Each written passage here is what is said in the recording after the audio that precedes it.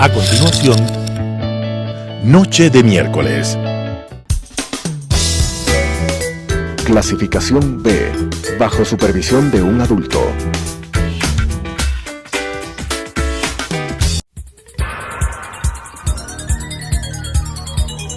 Las opiniones vertidas en este espacio por la producción y dirección del programa son de exclusiva responsabilidad de sus autores y de quienes intervienen en ellos. Telesucesos Canal 29 UHF presenta Noche de miércoles, un programa de opinión irreverente con la conducción de Andrés Castillo Maldonado.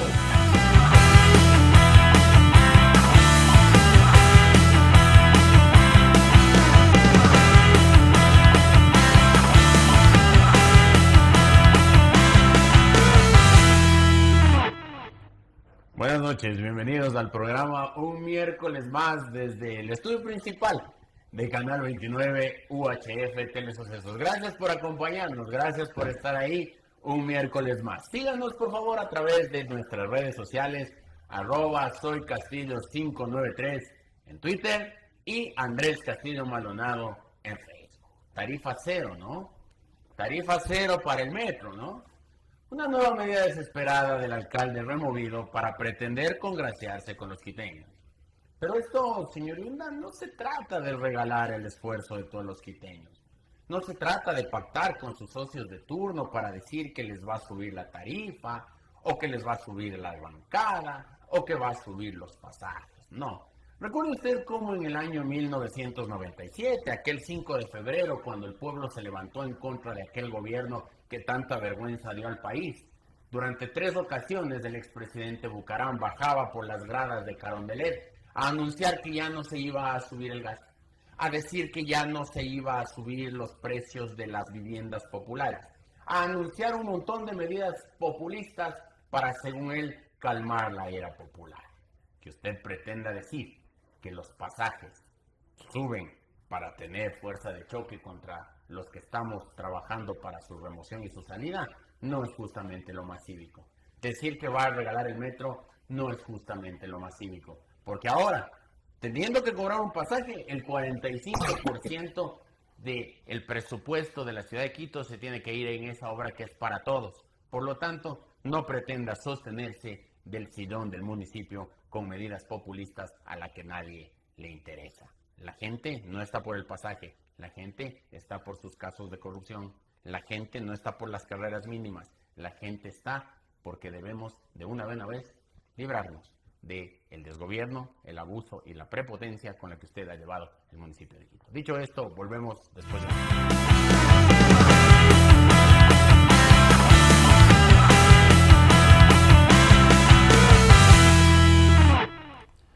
Seguimos con Noche de miércoles, comenzamos con la entrevista de la noche, una entrevista que la hemos venido programando 20 veces y no hemos podido hacerlo.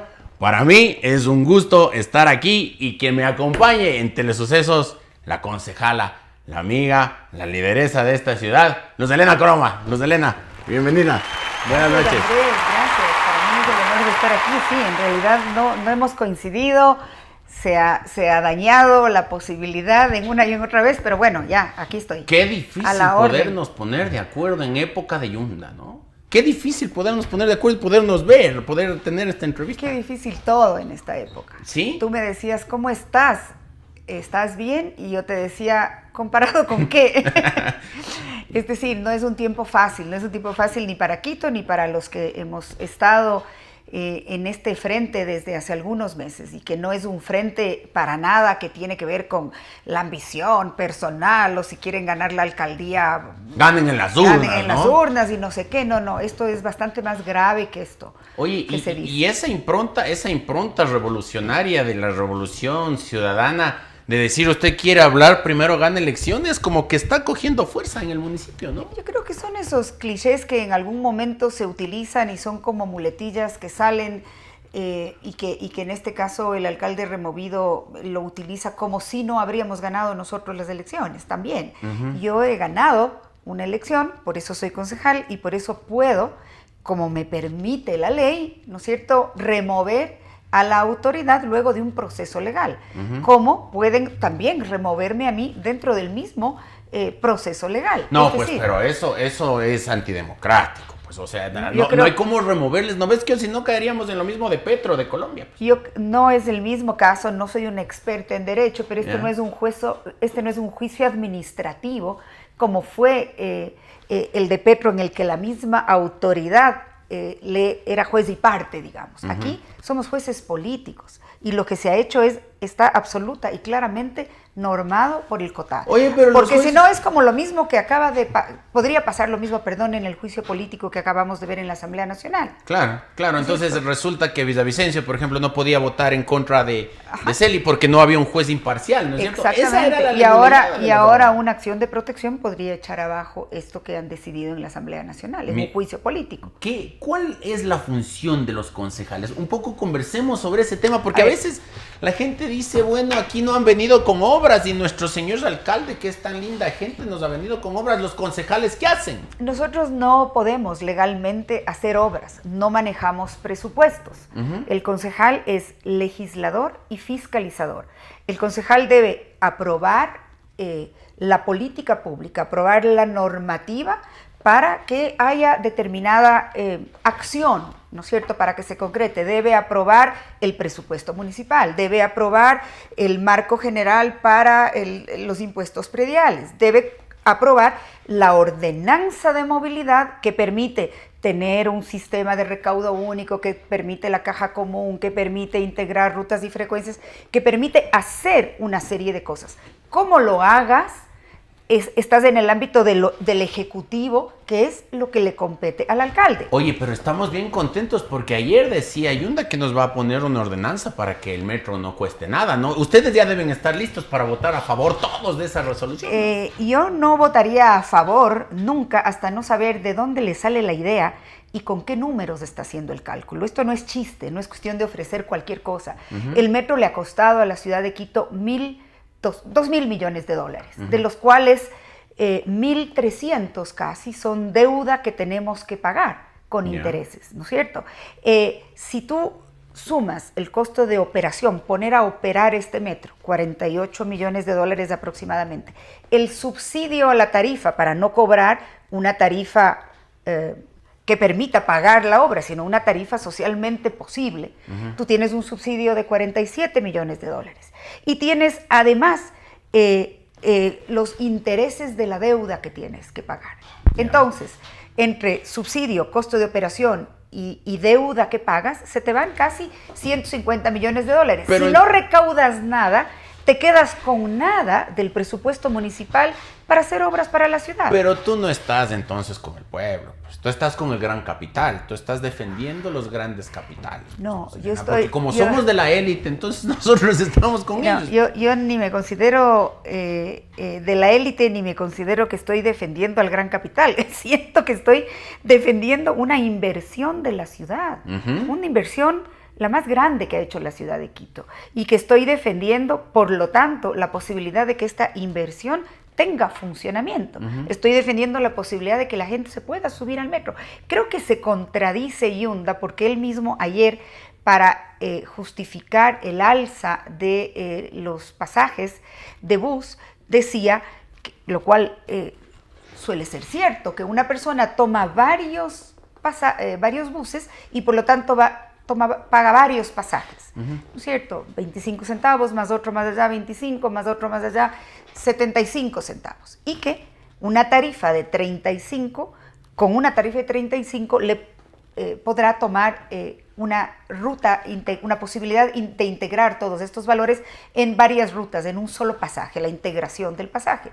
Suena muy bien, eso está previsto en la ordenanza, pero en la realidad no hay el sistema integrado todavía. Entonces lo que va a pasar es que se van a tomar bastantes buses de 35 en vez de bastantes buses de 25. Es decir, en el papel todo puede sonar muy bien, pero tienes que ponerlo a funcionar.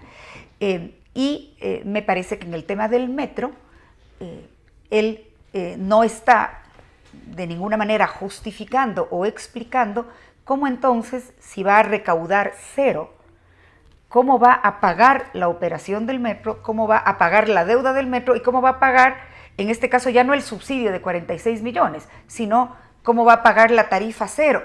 Tú eres concejal por la Alianza, creo, ahora, ¿cierto? Tú fuiste electa así. Ajá. ¿Tú crees que ya debe haber un pronunciamiento por parte del gobierno nacional, del partido al que tú representas, con respecto al tema este? Porque ahí está metida platita nacional también, ¿no? Hay bonos soberanos que están con... Por supuesto, hay 750 millones que entregó el gobierno nacional, que es además garante de todos los créditos, claro, de todos los préstamos. Entonces resulta que al señor Lazo le va a reventar en la cara el tema porque Entonces, el señor no va a cobrar el pasaje, ¿no? Refiriéndonos al tema del metro, yo sostengo que sí, por supuesto. Desde el ámbito técnico, no sé desde qué instancia del gobierno nacional, creo que hay que cuidar mucho esto de que se pueda entender como que se está entrometiendo en donde no debe la función ejecutiva con el GAD del municipio, el GAD cantonal. Pero si es que hay dinero del Estado ahí, ¿cómo va a ser pagado? ¿Cómo van a ser afrontados los costos de los préstamos? ¿Cómo va a ponerse en funcionamiento? Creo que es una pregunta legítima de quién ha financiado 750 millones de dólares. ¿Tú crees que el gobierno se va a pronunciar? ¿Va a decir algo con respecto a o va a seguir manteniendo aquella prudencia que ha venido teniendo? No lo sé. Yo creo que ha hecho algunos pronunciamientos que obviamente desde el lado de Yunda han sido como contraatacados. Usted se está metiendo, esto que usted dice, señora ministra, ¿es lo que usted piensa o es lo que piensa el presidente? Es decir, ha tratado de polemizar Jorge Yunda con respecto a esto. El presidente ha hablado también el 10 de agosto y se ha referido a Quito. Creo que el gobierno de alguna manera está dándole un soporte a la ciudad ahora con el tema del agua, haciendo una verificación técnica también cuando tenemos tantas dudas de qué mismo está pasando con el agua, cuál es la magnitud del daño, cómo puede ser que al siguiente día de la emergencia en el Consejo se le pregunte a Yunda y él diga: no vino el gerente de la empresa de agua potable hoy día, no podemos decirles nada. O sea, usted, es como que tuviera un chifa el señor Yunda, no vino el cocinero. Usted que es el primer personaje de la ciudad, ¿no tiene algo que decir? ¿Hemos vivido una emergencia?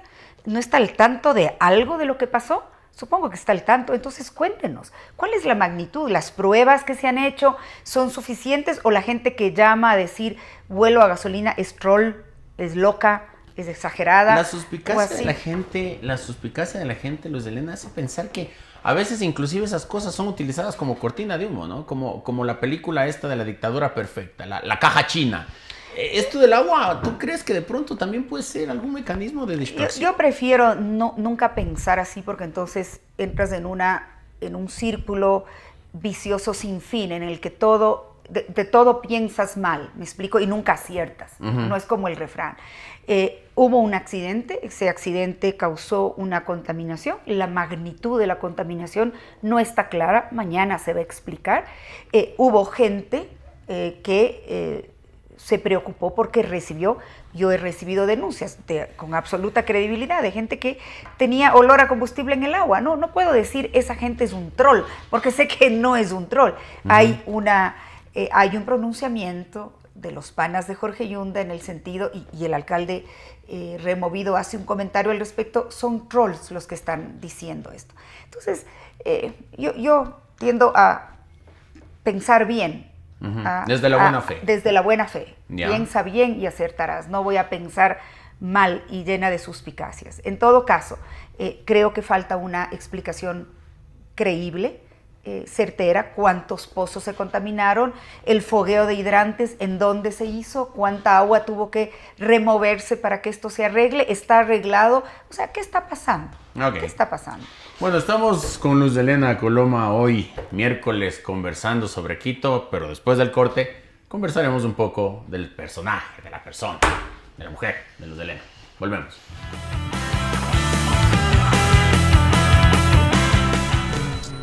Yo, this is a story about human rights.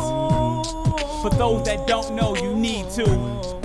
Yo, a starving artist, but his lyrics so worldwide. His friend and manager was a snake in disguise, and he was bitten. His song sold without his permission. Saw his record on the shelf, the snake had stolen his vision. But knowing his rights, he could protect himself. Fair treatment by fair courts, he got the law to help. The other dude just sunk weak, looked like a punk, could hardly open his mouth to speak, popping that junk. You better get up, stand up if you've been done wrong. You better stand up for your rights like that Marley song. Get yourself represented, lawfully defended. Know your human rights, don't ever surrender. No, don't ever surrender. Yeah. Let's go.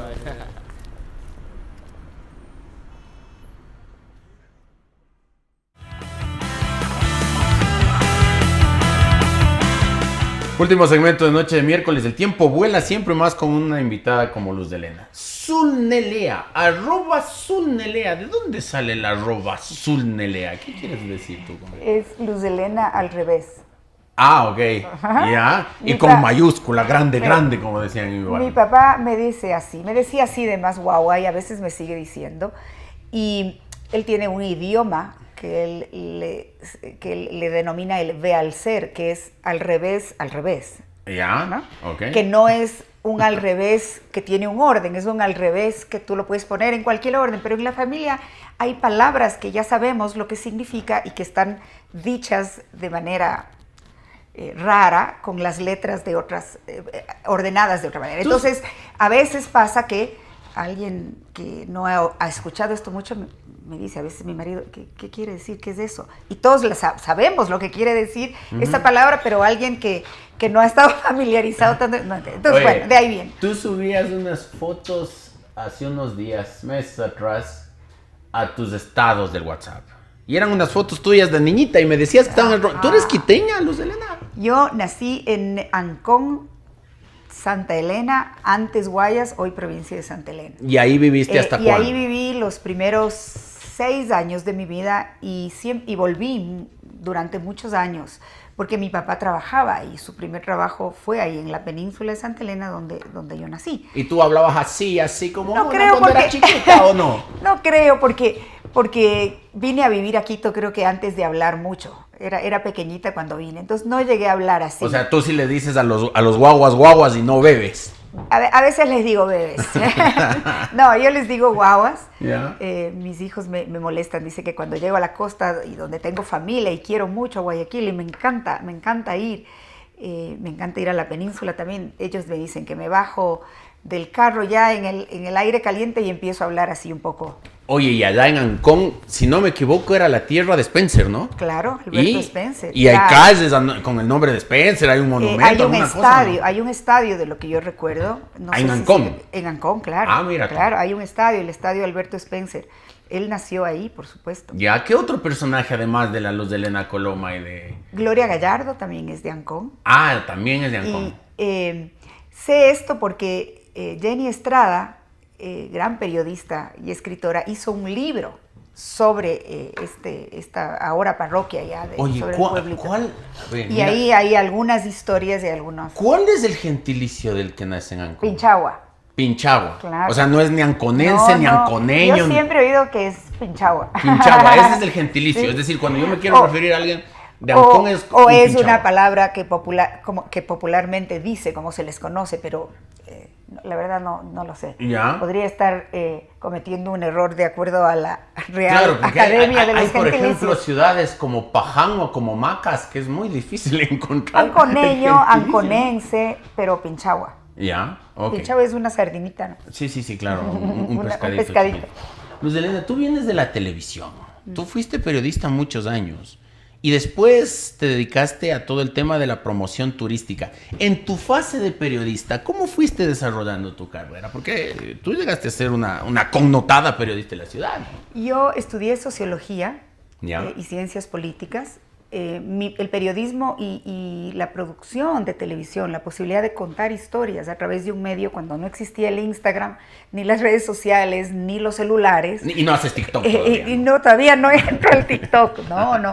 Entonces, la posibilidad de contar una historia a través de un medio audiovisual era para mí fascinante. Ya. Sigue siendo fascinante. Y yo entré muy jovencita, a los 17 años, a trabajar de pasante en Canal 8.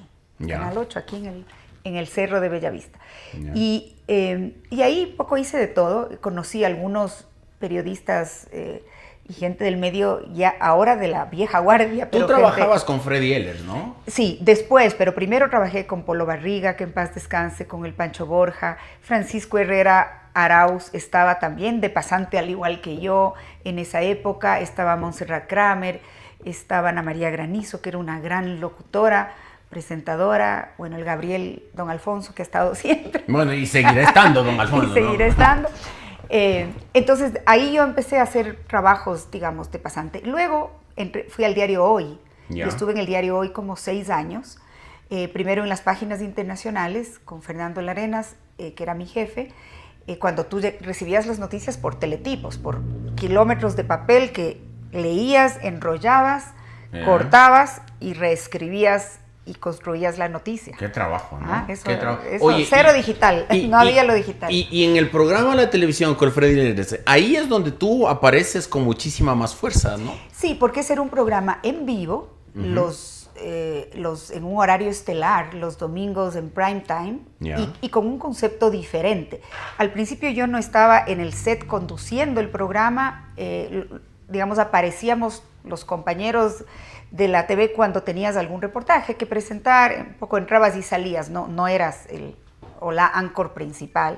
Yeah. En algún momento Freddy se va del programa por un tiempo y nos quedamos 3 con Manolo, con Marisa, Cristina Rodas, yo conduciendo también. Oye, la gran duda que teníamos los quiteños de la época, ¿es española la Marisa Sánchez? La Marisa es argentina, pero vivió mucho tiempo en España. Y entonces cuando llega al Ecuador, también Pues, muy jovencita, tenía claro, su dejo español. Pues sí. estaba así toda españolísima, ¿no? Fantástica ella, sí. ¿Ya? No la he visto mucho tiempo, pero Oye, sí. y con el Freddy Ehlers ahí en la televisión, comían también platanito con manzana, hacían pausa activa, abrazaban árboles. No eran tiempos en que eso sucedía, más bien Freddy era yo diría un workaholic, un intensísimo trabajador y súper exigente también. Entonces, creo que aprendimos mucho todos ahí. Era un programa que tenía una gran respetabilidad y una gran audiencia, y creo que hicimos cosas muy innovadoras. Sí, definitivamente. Era muy chévere la posibilidad de viajar, de alguna manera de ser una ventana y un espejo, de mirarle al Ecuador con sus problemas y reportajes de investigación y denuncia, pero también la parte esa linda y lo del mundo. Era fantástico, pero claro, había muchísima exigencia y muchísimo trabajo. Y en la función pública le entras al turismo, Quito Turismo. Antes de eso le entro a las relaciones internacionales. Cuando Ya. Roque es alcalde, cuando Roque Sevilla es alcalde, me invita a ser parte de su equipo en la asesoría de relaciones internacionales del municipio, que también es un ámbito muy lindo porque es hacer la cooperación ciudad-ciudad, aprender de otras ciudades, compartir. Me acuerdo que en esa época Quito le dio una asesoría a Bogotá a través de César Arias para que Bogotá haga su Transmilenio, su sistema de bus que en es carril medio expreso. parecido a la ecovía, ¿no es cierto? Exacto, O Quito sea, ya inclusive tenía en el color del bus. Cuando exacto, uno va, ya tenía le dicen el Transmilleno. Creo que está yendo un poco lleno, igual que aquí. Pero Quito obviamente era yo diría una ciudad con un paradigma de movilidad que se había hecho realidad, que con carril exclusivo, con el trole, ya también con la ecovía. Y entonces me acuerdo, por ejemplo, de esa cooperación, me acuerdo del alcalde Peñalosa. Claro. En ese momento él vino a Quito, luego en algún momento fuimos también a Bogotá. Entonces ese era un ámbito muy, muy lindo de trabajo para mí, muy lindo. Ahí Roque se postula a la reelección, sí. y me invita a la elección, más a la bien, elección, porque él no había sucedió a sido Danilo. electo, exacto. Yeah. Y me invita a estar en su lista de concejales. En segundo lugar, iba en primer lugar Mauricio Pinto. Ahí se aprueba la primera vez la ley de cuotas, entonces tú tenías que tener mujeres en tus listas.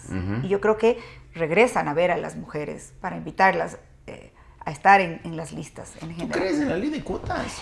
Creo que es una acción afirmativa que sí ha permitido, por lo menos al interior de las organizaciones, repensar la posibilidad de tener mujeres en las listas. Yo creo que no debería ser necesaria la ley de cuotas y creo que a veces puede ser un elemento que de alguna manera force a esa participación sin que sea esta, digamos, que no nazca de la decisión orgánica de una Oye, de una Luz Helena, organización. pero personajes como tú no necesitan ley de cuotas. Sí, puede ser, pero pueden haber personajes muy valiosos que en las organizaciones no les regresan a ver o no son visibilizadas o no tienen la importancia para estar en una lista porque no hay ley de cuotas. En 20 Entonces segundos, creo que 20 segundos, ¿qué hacemos con Quito, Luz Helena? exigimos que en derecho, es decir, la Corte Constitucional aborde el caso, que el Tribunal Contencioso Electoral no le quite el cuerpo tampoco a lo que tiene que analizar en derecho, porque si no fuéramos respetuosos del derecho, Andrés, estaríamos pensando en lo que a veces nos exigen tanto por las redes, pero hagan algo, pues, pero sáquenle ya, pero entonces no es cuestión de discrecionalmente hacer lo que se quiera hacer. Creo que Jorge Yunda ha abusado de las posibilidades judiciales que tienen, esto de las mismas posibilidades del derecho y con algunas mañas y o artimañas al parecer, porque eso es lo que sale de las primeras investigaciones, cómo se sortean o no se sortean, por qué le llega a un juez o al otro juez y qué es lo que pasa después. Yo creo que en absoluto derecho, con jueces absolutamente probos, objetivos, correctos, hay que analizar qué es lo que ha pasado y hay que devolverle a Quito lo que le corresponde, porque no, el discurso de yo gané en las urnas y aquí me quedo, me parece que no es suficiente. Bueno, te doy puñito, nos vuela siempre el tiempo en este programa, te agradezco, no sabes el orgullo que me da de tenerte aquí y la satisfacción que me da de tenerte en este programa. Muchas gracias. Hemos estado hoy con Luz Helena Coloma, la pinchagua más quiteña que conozco. Gracias a ustedes, les mando un abrazo. Nos vemos la próxima semana. Esto es Noche de Miércoles. Nos vemos. Chao. Gracias.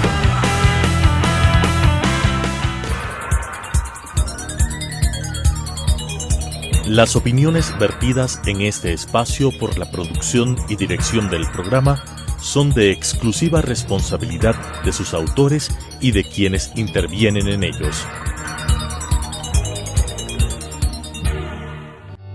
Telesucesos Canal 29 UHF presentó